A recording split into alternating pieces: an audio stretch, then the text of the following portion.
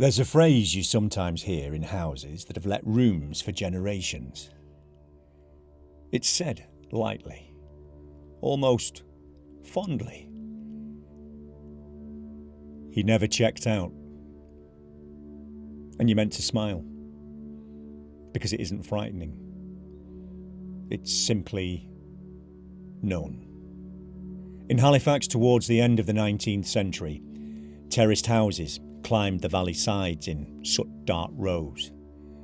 The railway ran hard through the town, and there were always men arriving with cases, commercial travellers, here for a week, sometimes two, then gone again.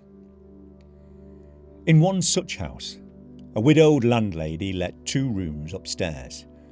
The front room caught where the light was, and the back room looked onto brick and smoke.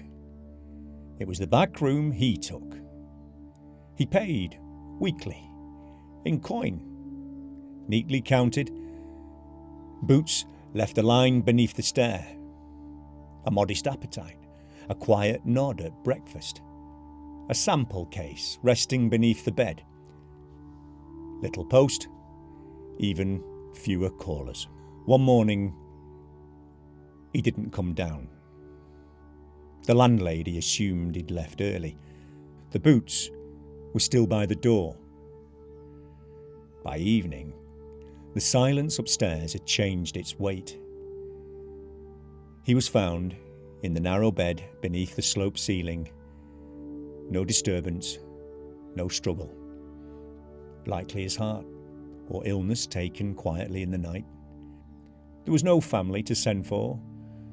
Some folded shirts, the case, a watch. Nothing that argued for a longer story. He was buried, simply, and the room was aired. Sheets boiled, mattresses turned. Within weeks, another lodger. Because the house had always let rooms, and it would continue to do so. Years passed. Ownership changed.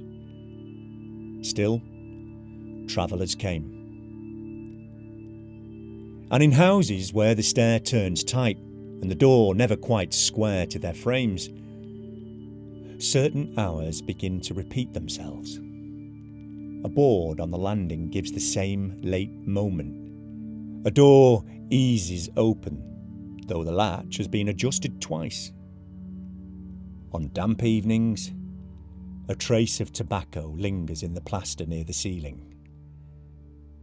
It's not dramatic, not cold, just occupied.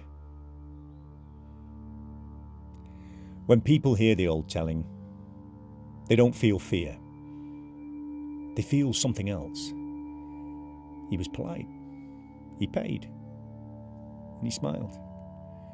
And when his days ended between towns, there was no one waiting for word.